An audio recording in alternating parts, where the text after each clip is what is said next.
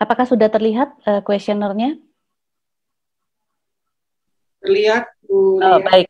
Baik, ini kuesioner yang dipakai oleh PPATK untuk nanti diisikan oleh notaris ya, untuk melaksanakan penerapan prinsip mengenali pengguna jasa. Yang pertama adalah nama notaris. Kita mengisikan nama kita sebagaimana yang terregister di Kementerian Hukum dan HAM. Kemudian alamat lengkap notaris, juga alamat yang kita pakai di Kemenkumham. Lalu NIK, ini nomor 3 adalah NIK. NIK dari notaris, nomor induk kepegawaian, kemudian masuk, ini masih ada di poin berikutnya wilayah jabatan Tangerang Selatan, kemudian alamat kantor dan email notaris yang dipakai di Kemenhukam. Lalu masuk kepada poin 4, jumlah pengguna jasa per profil. Nah, ini tadi Pak Fardian sedikit menyinggung bahwa jumlah ini masih disepakati adalah jumlah akta ya dari tahun 2021. Apakah nanti MPPN memberi masukan kepada PPATK atau bagaimana? Tetapi yang diminta adalah jumlah akta yang dikumpulkan di masa 2017 sampai 2019. Jadi bukan jumlah akta, tetapi jumlah klien non akta. Jadi seperti prinsip yang tadi bahwa ini yang kita laporkan adalah semua yang di luar akta ya. Misalnya pembayaran pajak, membantu melakukan validasi. Nah, kemudian jumlah jumlah akta itu akan dituliskan berdasarkan profil pengguna jasa. Jadi di kantor kita akan melihat berapa pengguna jasa kita adalah pengusaha, berapa PNS, berapa ibu rumah tangga, berapa pelajar, mahasiswa, dan seterusnya ya. Nah, di sini nanti mereka bisa juga mengkategorikan kita sebagai notaris beresiko tinggi atau notaris beresiko rendah itu dilihat dari jumlahnya ini. Jika banyak jumlah aktanya, jumlah non akta kita membantu pengurusan pengguna jasa itu adalah pegawai pemerintahan, kemudian partai politik gitu ya. Nah, itu kita akan cenderung nilai kita, skor kita dimasukkan dalam skor notaris beresiko tinggi. Kemudian kategori kedua adalah jumlah pengguna jasa per bisnis. Kalau tadi profil perorangannya pengguna jasa kita, apakah juga dibedakan perorangan atau korporasi ya. Kemudian yang kedua adalah per bisnis pengguna jasanya. Nah, bisnis apa yang memakai jasa kita? Itu apakah perdagangan, pertambangan, nah apakah kita disuruh membantu mengurus izin-izin pertambangan. Nah, di sini kita mengisinya dengan berapa banyak kita diminta selama periode 2017 sampai dengan 2019. Nah, yang ketiga adalah jumlah pengguna jasa per jasa. Nah, per jasa ini jasa apa kita diminta? Jadi yang pertama tadi profil perorangan atau korporasi, yang kedua adalah bisnisnya bisnis apa, yang ketiga adalah jasanya jasa apa.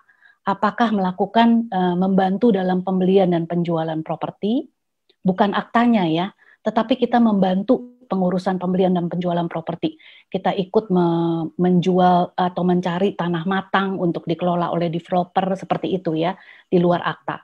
Kemudian pengurusan perizinan badan usaha. Nah, ini seringkali kita lakukan ya, kita membantu mengurus NIB, di OSS dan sebagainya. Kemudian penitipan pembayaran pajak terkait pengalihan properti. Ini masuk dalam resiko kita juga, jasa yang diberikan oleh notaris. Kemudian pengurusan pembelian dan penjualan badan usaha.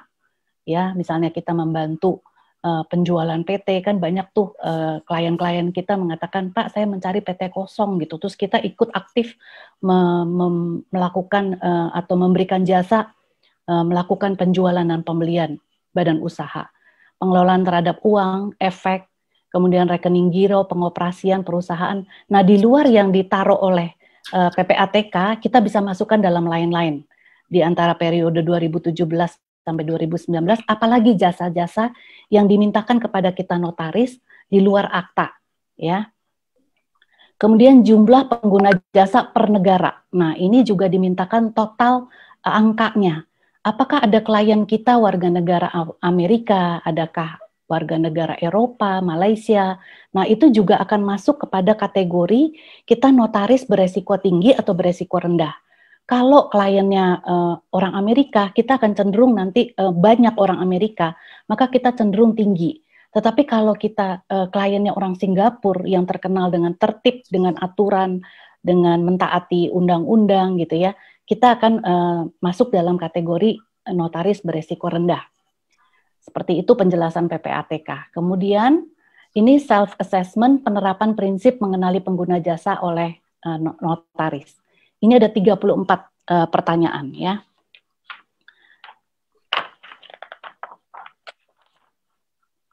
Dan nomor 1, apakah kantor notaris Anda memiliki mekanisme analisa resiko pengguna jasa?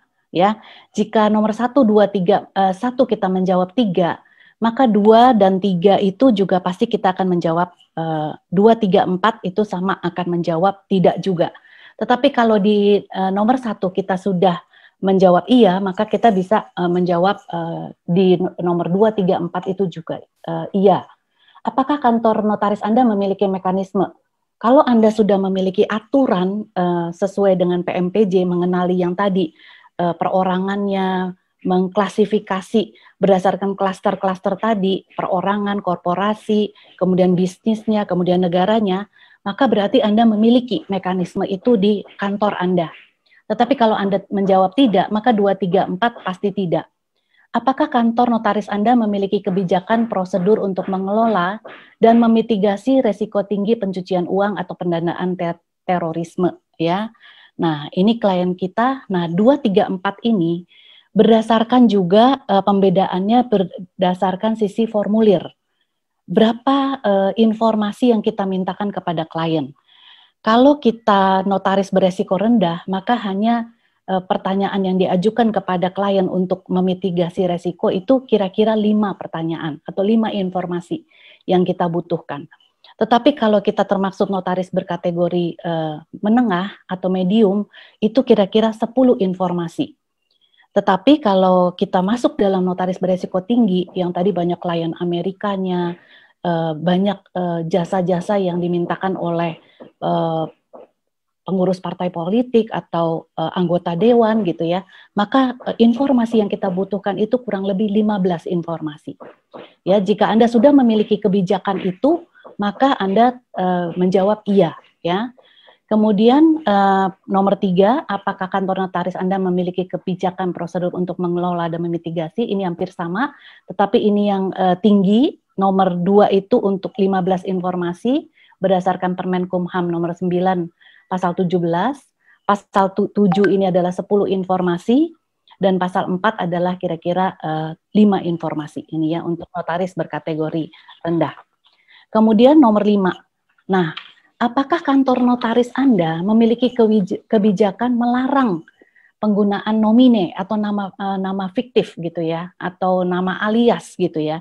Misalnya orang datang namanya Indri Harahap, terus dia minta kita tulis aja Iin katanya gitu, singkatan dari Indri. Dia tidak mau memakai nama aslinya. Nah, apakah kantor kita memiliki kebijakan larangan? Kalau Anda tidak memenuhi prosedur nama sesuai KTP, maka Anda tidak bisa menggunakan kantor kami sebagai pemberi jasa gitu ya. Kalau Anda jawab iya atau tidak ini ya. Kemudian nomor 6, pengumpulan data perseorangan. Apakah kantor notaris Anda memiliki pengumpulan informasi pengguna jasa orang perseorangan? Seperti kita minta KTP, kita minta paspor, data-data tambahan, data-data pendukung ya, selain yang kita biasa minta, KTP, KK, NPWP gitu ya. Ini data-data pendukung, kita mau cocokkan gitu dengan SIM kah, paspor kah gitu ya. Kemudian nomor 7, pengumpulan data korporasi. Nah ini, apakah kantor notaris melakukan pengumpulan informasi pengguna jasa korporasi?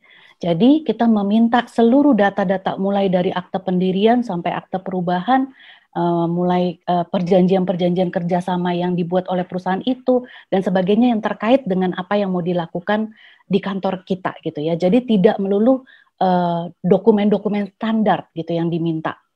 Nah, ini berarti kalau kita sudah melakukan ini berarti kita sudah memitigasi resiko ya dengan mengumpulkan dokumen-dokumen lebih daripada yang diminta standar kita biasanya ya.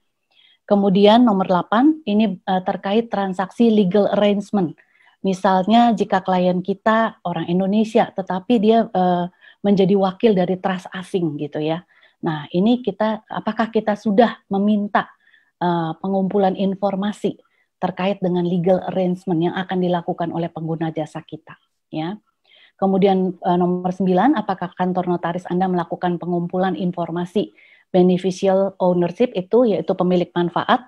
Saya rasa ketika kita melakukan perubahan itu harus diisi, kalau enggak kita nggak bisa lanjut di AHU.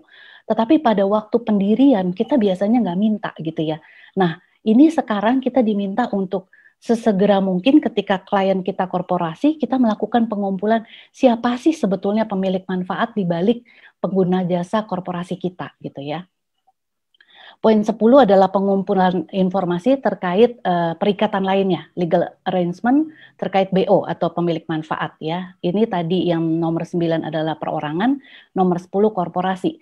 Bisa saja itu PT-nya itu adalah PT cucu dari PT-PT lainnya. Nah, ujung-ujungnya ternyata dia BUMD atau BUMN, kita harus berhati-hati. Kita minta siapa sih sebetulnya pemilik manfaat yang di ujung gitu ya, yang sebetulnya memiliki PT ini. Nah, saya pernah temukan ada sebuah PT gitu ya, kalau dilihat sekilas hanya PT A dan PT B selaku pemegang sahamnya. Tetapi kalau dirunut ternyata PT A itu pemiliknya adalah PT Z. PT Z pemiliknya ini ujung-ujungnya adalah Menteri BUMN, Erick Thohir. Jadi pada waktu itu saya dengan salah satu notaris senior bekerja sama meminta untuk yang mengisi pemilik manfaat adalah Menteri BUMN atau Erick Thohir. Dan itu ternyata diwajibkan oleh PPATK gitu ya. Kemudian poin 11, nah apakah kantor notaris Anda memiliki kebijakan bertemu langsung? Terkait pandemi ini kadang-kadang kita melakukan excuse di beberapa kantor notaris lewat Zoom saja atau lewat video call. Nah, ini Anda jawab secara jujur. Apakah kita harus masih memenuhi UU JWN berhadapan langsung atau kita juga memakai kebijakan bisa menggunakan teknologi gitu ya, tidak bertemu dengan langsung gitu. Nah, kalau lewat Zoom kemudian kita tetap menyuruh dia hadir, kita bisa melihat gestur tubuhnya. Kalau kita minta data-data tambahan, apakah dia panik, keringat dingin gitu ya, bisa terjadi seperti itu. Poin 12, apakah kantor notaris Anda melakukan informasi dokumen pengguna jasa melalui meminta keterangan kepada pengguna jasa untuk mengetahui kebenaran formil? Jadi kita tidak cukup melihat kebenaran yang ada di dokumen yang diberikan kepada kita yang asli. Tapi kita minta keterangan tambahan. Misalnya di KTP dan KK terjadi perbedaan kawin dan tidak kawin gitu ya. Atau di sini ibu rumah tangga tetapi di sini anggota dewan. Kita minta data tambahan gitu ya. Apakah kantor Anda sudah memberlakukan itu, meminta keterangan kepada pengguna jasa untuk mengetahui kebenaran formil dokumen? Jadi menggali lebih jauh lagi ya. Poin 13, jika klien Anda berbeda tanda tangan antara SIM dengan antara paspor dengan KTP gitu ya. Apakah kantor kita memiliki kebijakan untuk meminta dokumen pendukung? Kita mau cari, kita ragu terhadap kebenaran formil yang diperlihatkan kepada kita. Adakah kita meminta dokumen tambahan? Sampai mungkin kita minta PM1, benar nggak nih orang yang sama gitu ya. Poin nomor 14, apakah kantor notaris Anda melakukan pemantauan kewajaran transaksi pengguna jasa? Kalau dia pelajar atau mahasiswa pekerjaannya, tapi dia melakukan transaksi 50M atau 100M, apakah kita alert kita, sistem kewaspadaan kita membuat kita memantau apakah dia anak pejabat ataukah dia anak pengusaha kaya atau miliarder gitu ya, atau konglomerat. Kalau iya berarti masuk dalam transaksi wajar gitu ya. Tapi kalau dia mahasiswa biasa gitu tapi melakukan transaksi besar, kita perlu melakukan pemantauan ya. Kemudian 15, nah apakah kantor kita melakukan pencatatan transaksi pengguna jasa? Kita menggolongkan transaksi-transaksi tersebut, kita masukkan dalam sebuah dokumen file. Setiap pengguna jasa kita klasifikasi, kita klasterkan. Apakah kita sudah melakukan pencatatan seperti tersebut? Kemudian 16, apakah kantor notaris Anda memiliki sistem informasi? Yaitu kita bisa dengan cepat membuka file, memiliki sistem informasi mengenai identifikasi pemantauan transaksi dan penyediaan laporan mengenai transaksi yang dilakukan oleh pengguna jasa. Jadi ketika ada yang datang, ya, kita langsung bisa buka di Excel. Bapak Muhammad Aziz misalnya gitu ya, kita langsung cari ini udah pernah melakukan apa saja gitu ya. Kita bisa trace sistem di kantor kita bisa memberi informasi, identifikasi gitu ya, transaksi dan laporan-laporan yang pernah terjadi ya di kantor kita. Kemudian 17, apakah kantor notaris Anda menata usahakan seluruh dokumen dan transaksi pengguna jasa juga pemilik manfaatnya ya, ataukah file-filenya masih terpencar-pencar? Ada Pak Azil di sini, kemudian di sana ada Pak Azil, apakah kita sudah membuat dokumen yang menyatu, terpadu gitu ya. Kalau satu pengguna jasa, maka kita bisa melihat runutannya gitu ya. Tata usaha seluruh dokumennya yang pernah dilakukan di kantor kita. 18 sama nomor 17 dan 18 ini ya, menata usahakan dokumen yang diperoleh dalam rangka penerapan prinsip, yang ini menata usahakan dokumen dan informasi ya. Nah, yang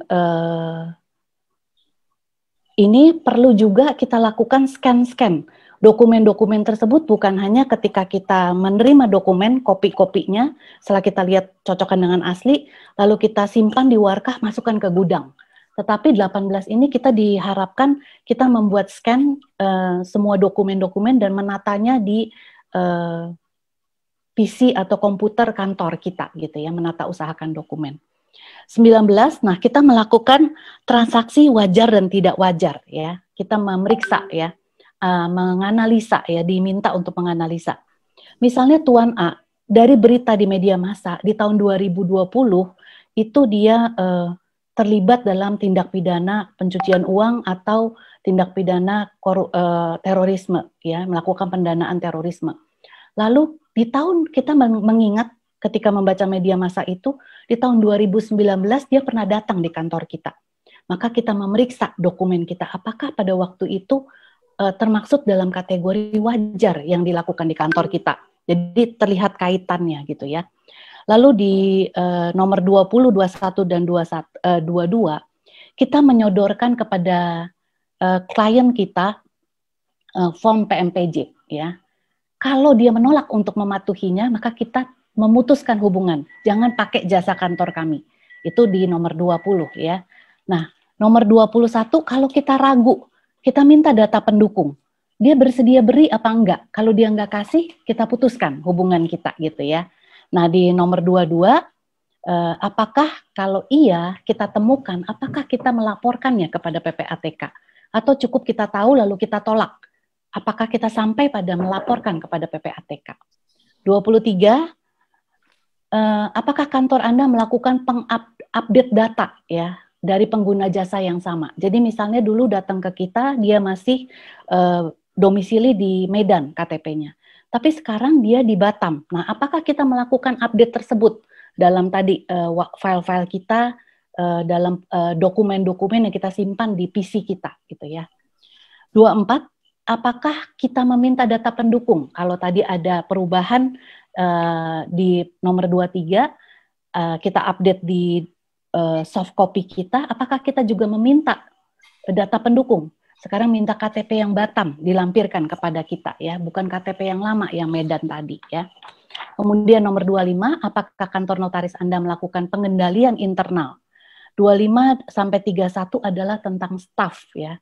Apakah kita melakukan pengendalian internal ini berarti kita staf-staf kita diupdate peraturan mengenai PMPJ.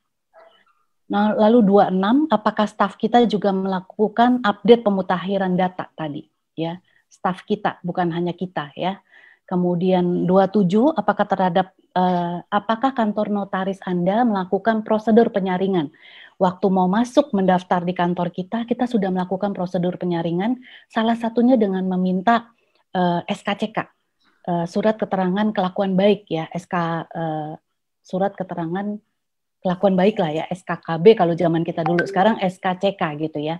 Itu gunanya adalah supaya kita mensinyalir apakah karyawan ini pernah melakukan tindak pidana, atau yang kedua apakah dia berpotensi menggunakan kantor kita untuk melakukan tindak pidana ya. Ini gunanya penyaringan di nomor 27. Bu Natalia, mohon maaf, 10 menit lagi waktunya, Bu. Boleh tambah nggak? Ini sampai 34. 28, apakah kita memantau profil karyawan kita. Misalnya karyawan kita gajinya cuma 5 juta, tetapi dia memiliki gaya hidup high-end, iPhone seri 13, kemudian dia membawa Mercy gitu ya. Padahal kita tahu bahwa dia adalah pegawai di kantor kita, bukan dari orang kaya. Kita perlu curiga, adakah kita memantau profil karyawan-karyawan kita. 29, 30 mengikutkan staf-staf kita pada update-update ya, mengundang secara mandirikah orang untuk menjadi narasumber, menjelaskan tentang PMPJ, atau melakukan pelatihan sendiri ya. Kemudian ikut melakukan pelatihan kuesioner. 31 sampai 34 terkait metode dan teknologi. Jika sudah mengikut sertakan pegawai, maka jawabannya adalah iya. 30 sampai 34 ya. Kantor notaris melakukan sosialisasi, kemudian memanfaatkan teknologi baru, ini tadi ya, memanfaatkan Zoom atau video call kah gitu. Jika memanfaatkan, bagaimana kita memitigasi resiko di nomor 33, dan bagaimana jika sudah ada kasus nomor 34 ya. Baik, itu saja, nanti kita perdalam di pertanyaan. Lalu izinkan saya men-share mengenai GoAML secara singkat. Sebetulnya GoAML ini kita bisa lihat di video-video tutorial yang sudah diberikan, tapi ya kalau kita ada yang belum melihat, maka secara singkat saya akan mempresentasikannya. Sebentar.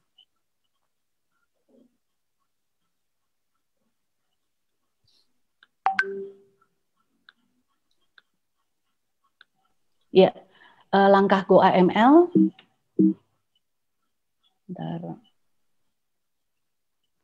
Pertama-tama, poin-poin penting PPATK mengganti dari GRIPS menjadi GoAML ya, mulai 1 Februari 2021.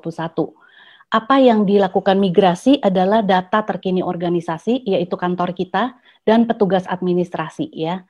Bagi yang sudah punya akun GRIPS tidak perlu lagi melakukan registrasi baru, tetapi cukup melakukan pengkinian data ya. Nah, pengkinian data bisa diakses melalui ini. Ingat, kita harus memakai browsernya Mozilla Firefox, tidak bisa melalui Safari gitu ya. Apa yang dilakukan pengkinian data yaitu data organisasi, perusahaan, dan petugas administrator. Kemudian petunjuk teknis pengkinian data, jika nanti Bapak Ibu lupa, bisa dilihat di pengkinian data GoAML ya. Nah, poin-poin pentingnya ini berlaku mulai 21 Desember 2020, kemudian call center-nya dan emailnya. Nah, kita akan menerima email jika kita sudah melakukan GRIPS, maka kita tinggal melakukan pengkinian data dengan memakai data yang ada di email tersebut. Yang dipakai adalah username, kata sandi, dan ID organisasi. Ya. Nah, bagaimana caranya? Pertama, ada 3 step yang akan dilakukan, yaitu ubah kata sandi dan pengkinian data organisasi dan data administrasi. Masuk dulu di goaml.ppatk.go.id, kemudian akan kita login. Ingat, jangan registrasi. Kalau registrasi adalah bagi yang baru, dulu tidak memakai GRIPS, belum mengisi GRIPS, maka dia harus masuk di registrasi. Tapi kalau dia sudah dapat email dari safira.umar @ppatk.go.id, maka dia cukup login dengan memakai tadi user ID dan password tadi ya. Ketika login, maka yang ada kita mengisi username tadi yang diberikan oleh PPATK, mengisi kata sandi. Nah, kemudian kita memilih My GoAML. Pertama-tama yang harus kita lakukan, ubah kata sandi, karena kata sandi yang diberikan PPATK itu rumit, ada angka, ada huruf-huruf yang tidak beraturan ya. Hingga kita harus mengubah kata sandi sehingga kita mudah mengingatnya ya. Kemudian ubah kata sandi, masukkan kata sandi lama, kata sandi baru. Ingat, password yang diminta adalah huruf besar, huruf kecil, lalu ada tanda baca, angka dan tanda baca. Jadi di belakang tuh kasih titik atau kasih koma, pokoknya segala tanda baca ya. huruf besar, huruf kecil, angka, dan titik tanda baca. Itu kombinasinya ya. Kalau nggak diterima. Sesudah kita berhasil mengubah kata sandi, maka kita masuk ke profil organisasi. Tadi di MyGoAML kita masuk ke profil organisasi. Ya, kita klik profil organisasi, lalu lakukan pengisian. Form-form yang merah muda itu mandatori, berarti wajib diisi. Kalau nggak diisi, maka tidak bisa di-admit. Ya, ini tampilan ketika sudah dilakukan pengisian. Nah, informasi alamat itu ada kata tanda tambah. Kita klik tanda tambahnya, maka terbuka kolom-kolom yang harus kita isi. Kemudian sebuah catatan, email organisasi harus yang sifatnya terbuka sehingga bisa diakses oleh PPATK ya. Artinya email yang wajar atau umum ya. Masukkan telepon. Ini PSTN itu pesawat telepon ya, PSTN kode area, kemudian pesawat telepon kantor kita, misalnya kita masukkan. Demikian juga alamat ya. Kemudian kirim permintaan ya tadi ya setelah kita melakukan update organisasi. Kita masuk ke update profile user. Kita masuknya dari MyGoAML ini yang di sini ya. Kita isikan lagi sama seperti tadi. Nah, ketika diminta email, ingat email yang di sini kita bisa sama dengan email yang tadi ya. Jadi email organisasi dan email administrasi boleh sama ya. Nanti email yang harus berbeda adalah email pelapor ya. Nah, kemudian kita ada kata lampiran di sini. Nah, ini kita wajib klik, kita siapkan dulu dua hal di atas ini. Scan surat penunjukan petugas administrasi dan scan KTP administrator. Dari mana surat penunjukan petugas administrator? Kita dapatkan dari tadi mengenai link HTTPS pengkinian data tadi. Di situ ada file-file form-form yang harus kita isi pakai tangan atau kita ketik, kita menunjuk siapa petugas administratornya, lalu kita tanda tangani, kita scan, kita masukkan secara PDF atau JPEG sini, lalu kita tarik datanya. Ya. Nah, ini select files dari data dokumen kita di komputer, lalu masukkan. Nah, hard copy tidak lagi perlu dikirimkan kepada PPATK. Cukup dengan kita sudah melakukan penguploadan scan syarat-syarat tadi. Ya. Apabila pengkinian data sudah disetujui, saudara akan menerima notifikasi email ke mailing list perusahaan atau mailing list organisasi tadi dan ke administrator. Ya. Yang bisa sama ini ya. Nah, ingat kalau belum ada notifikasi ini berarti kita masih ada yang belum disetujui ya. Kalau belum maka kita bisa email lagi ke Safira Umar, tanyakan apa yang masih salah dari form-form kita ya. Nah, ini pengkinian data wajib kalau ada permohonan dijawab, ditolak, berarti ada yang masih salah, kita baru bisa mulai lagi pengkinian data 7 hari kerja ya, jangan lupa. Nah, ini telah selesai. Nah, kalau kita sudah melakukan pengkinian data, maka kita wajib melakukan pelaporan. Ya, satu lagi sebentar. Sebentar.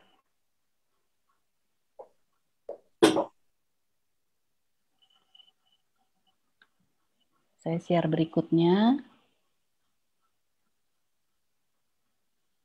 Tata cara meregistrasi pelapor.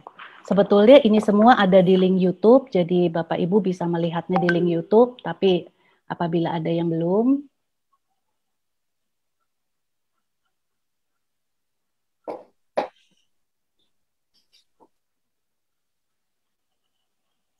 nah sebentar, saya akan lakukan ke registrasi pelapor.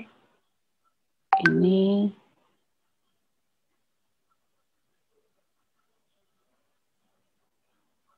nah, ini untuk pelapor ya. Ingat registrasi pelapor menyiapkan email satu yang berbeda ya dari administrator dan tadi dari organisasi. Ini form-form yang akan kita ambil, kita unduh di sini pengkinian data GoML ya. Nah, registrasi organisasi diisi dengan data sebenarnya, tidak boleh dengan data dummy. Cara mengakses, masuk lagi ke situ ya, lalu pilih pihak pelapor ya, kita masuk ke pihak pelapor. Ingat 3 tahap yang wajib dilewati bagi profesi perseorangan maupun korporasi, registrasi pihak pelapor, administrasi, dan unggah lampiran. Nah, ini pihak pelapor mengizinkan lagi form-form mandatorinya. Pelapor ada di atas ya. Kemudian ingat alamat email organisasi tidak boleh sama. Tadi pelapor tidak boleh sama. Ini diisikan. Nah, kemudian sesudah pelapor selesai kita masuk ke administrator. Kita isi juga administratornya ya. Nah, ingat administrator boleh sama dengan organisasi emailnya ya. Nah, ada yang tanda plus-plus di sini bisa dipencet untuk terbuka kolomnya. Nah, ini tadi lagi kombinasi passwordnya semua harus huruf besar, huruf kecil, angka, dan tanda baca. Ya. Setelah administrator selesai, masuk ke lampiran, buka lampirannya dan select file yang kita sudah download di pengkinian data tadi, form-form tadi ya. Nah, yang dimintakan adalah ini, surat penunjukan administrator dan KTP administrator. Apakah boleh sama dengan notarisnya? Boleh. Yang penting pelapor yang tidak boleh alamat emailnya sama ya. Disimpan dalam bentuk JPEG atau PDF lalu ditarik kembali ya. Ini ditarik. Nah, sesudah selesai ini jangan lupa kita cek lagi di pratinjau dan kirim, lalu kita masukkan kode di sini, kode yang ada dalam bayang-bayang di sini. Ya, baru kita submit ya. Dengan demikian registrasi pelapor telah selesai dan kita akan menerima balasannya paling lambat 3 hari ya setelah keluar ID organisasi. ID organisasi itu bentuknya angka ya. Nah, bagi yang belum pernah melakukan registrasi, nah Mbak Lia, maaf tayangannya tidak muncul, Mbak Lia. Oh, tadi yang pelapor muncul nggak? Nggak muncul Mbak Lia. Oh, oke, sorry. Mohon maaf nih waktu sudah habis, Mbak Natalia. Oh, baik. Kalau sudah habis nanti saja di-share atau diikuti link-link YouTube-nya, maka itu bisa sangat jelas gitu ya. Di situ tinggal mengikuti. Baik, terima kasih untuk perhatiannya. Terima kasih banyak Bu Natalia, ini sangat bermanfaat buat kita teman-teman yang termasuk saya masih bingung mengisi pengkinian datanya karena kita udah ngisi lengkap, tetap aja masih ada apa yang kemarin kita sama-sama terima, ada aja yang kurang. Jadi mudah-mudahan dengan penjelasan Bu Natalia tadi kita nanti bisa melengkapi semuanya. Baik, terima kasih Bu Natalia. Kita ke sesi berikutnya yaitu mengenai tanya jawab. Sesi tanya jawab. Mudah-mudahan Pak Fardian masih ada ya Pak Fardian? Insya Allah Ibu. Insya Allah. Ini ada pertanyaan yang saya akan bacakan terlebih dahulu dari room chat yang sudah ada di sini. Ini ada 2 yang akan saya sekaligus bacakan, kayaknya ada kemiripan. Yang pertama dari Notaris Heriani Rahayu Adimurti, menanyakan laporan transaksi 500 juta ke atas, laporannya ke email mana? Kemudian yang kedua, Notaris Nyoman Darmawan menanyakan, selamat sore Pak Fardian, mau tanya nominal berapa saja yang harus dilaporkan atau di PPMJ-kan? Terima kasih. Itu dulu pertanyaannya Pak Fardian, monggo silahkan.